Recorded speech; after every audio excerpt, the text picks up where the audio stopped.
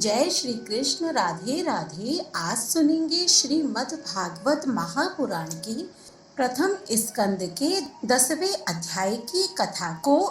इस अध्याय में जानेंगे श्री कृष्ण द्वारिका गमन के बारे में विस्तार से।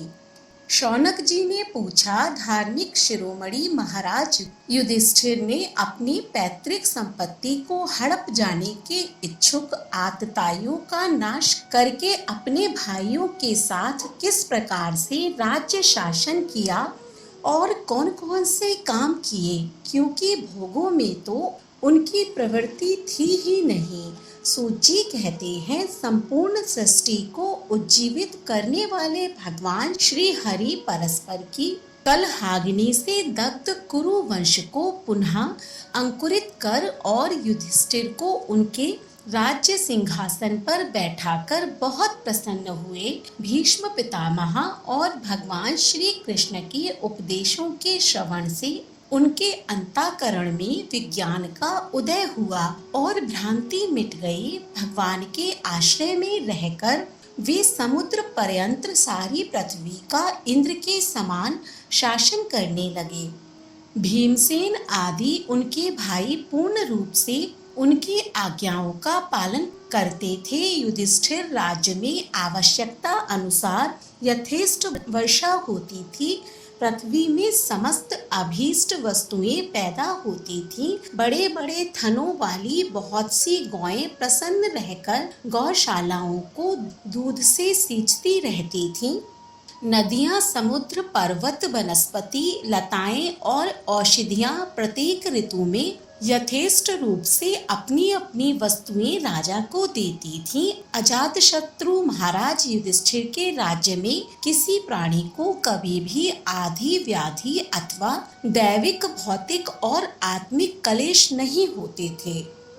अपने बंधुओं का शोक मिटाने के लिए और अपनी बहन सुभद्रा की प्रसन्नता के लिए भगवान श्री कृष्ण कई महीनों तक हस्तिनापुर में ही रहे। फिर जब उन्होंने राजा युधिष्ठिर से द्वारिका जाने की अनुमति मांगी, तब राजा ने उन्हें अपने हृदय से लगाकर स्वीकृति दे दी। भगवान उनको प्रणाम करके रथ पर सवार हुए।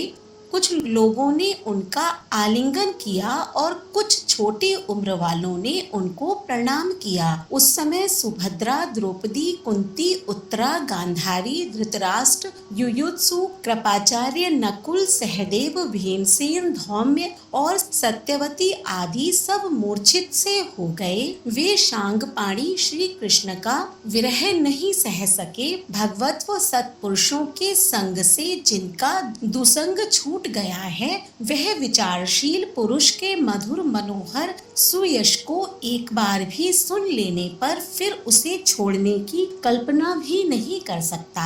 उन्हीं भगवान के दर्शन तथा स्पर्श से, उनके साथ आलाप करने से तथा साथ ही साथ सोने, उठने, बैठने और भोजन करने से जिनका संपूर्ण हृदय उन्हें समर्पित हो चुका था, वे पांडव भला उनका विरह कैसे सह सकते थे। उनका चित्त द्रवित हो रहा था। वे सब निर्निमेष नेत्रों से भगवान को देखते हुए स्नेही बंधन से बंधकर जहाँ तहाँ दौड़ रहे थे। भगवान श्री कृष्ण के घर से चलते समय उनके बंधुओं की स्त्रियों के नेत्र उत्कंठावश उमड़ते हुए आंसुओं से भर आए, परंतु इस भय से कि कहीं यात्रा के समय अशगुन न हो जाए, उन्होंने बड़ी कठिनाई से उन्हें रोक लिया। भगवान के प्रस्थान के समय मृदंग, शंख, भेरी, बीणा, ढोल, नरसिंह, धुंधरी, नगाड़े, घंटे और दुंदुभियां आदि बाजे बजने लगे। भगवान के दर्शन की लालसा से कुरुवंश की स्त्रियां अटारियों पर चढ़ गईं और प्रेम, लज्जा एवं मुस्कान से युक्त चितवन से भगवान को देखती हुई उन पर पुष्पों की वर्षा करने लगी। उस समय भगवान के प्रिय सखा घुंघराले बालों वाले अर्जुन ने अपने प्रियतम श्री कृष्ण का वह श्वेत छत्र जिसमें मोतियों की झालर लटक रही थी और जिसका डंडा रत्नों का बना हुआ था अपने हाथ में ले लिया। उद्धव और सात्यकी बड़े विचित्र चंवर डुलाने लगे। मार्ग में भगवान श्री कृष्ण पर चारों ओर से पुष्पों की वर्षा हो रही थी। बड़ी ही मधुर झांकी थी। जहाँ तहाँ ब्राह्मणों के दिए हुए सत्य आशीर्वाद सुनाई पड़ रहे थे। वे सगुण भगवान के तो अनुरूप ही थे, क्योंकि उनमें सब कुछ है, परंतु निर्गुण के अनुरूप नहीं थे, क्योंकि उनमें कोई प्राकृत गुण नहीं है। हस्तिनापुर की कुलीन रमणियां जिनका चित्त भगवान श्री कृष्ण में रम गया था, आपस में ऐसी बातें कर रही थीं जो सबके कान और मन को आकृष्ट कर रही थीं। वे आपस में कह रही थीं, सखियों, ये वे ही सनातन परम पुरुष हैं जो प्रलय के समय भी अपने अद्वितीय निर्विशेष स्वरूप में स्थित रहते हैं। उस समय सृष्टि के मुंह से ये तीनों गुण भी नहीं रहते। जगात्मा ईश्वर में जीव भी लीन हो जाते हैं और महत्वादी समस्त शक्तियां अपने कारण अव्यक्त में सो जाती हैं। उन्होंने ही फिर अपने नाम रूप रहित स्वरूप में नाम रूप के निर्माण की इच्छा की तथा अपनी काल शक्ति से प्रेरित प्रकृति का जो सृष्टि की रचना में जो कि उनके अंशभूत जीवों को मोहित कर लेती है और सृष्टि की रचना में प्रवृत्त रहती है, अनुसरण किया और व्यवहार के लिए वेदादि शास्त्रों की रचना की। इस जगत में जिसके स्वरूप का साक्षात्कार जितेंद्रिय योगी अपने प्राणों को यश में करके भक्ति से प्रफुल्लित निर्मल हृदय में किया करते हैं, ये श्री कृष्ण वही साक्षात पर ब्रह्मा है। वास्तव में इन्हीं की भक्ति से अंतःकरण की पूर्ण शुद्धि हो सकती है, योगियों के द्वारा नहीं। सखी, वास्तव में ये वही हैं जिनकी सुंदर लीलाओं का गायन वेदों में और दूसरे गोपनीय शास्त्रों में व्यासादि रहस्यवादी ऋषियों ने किया है, जो एक अद्वितीय ईश्वर हैं और अपनी लीला से जगत की सृष्टि, पालन तथा संहार करते हैं, परंतु उनमें आसक्त नहीं होते।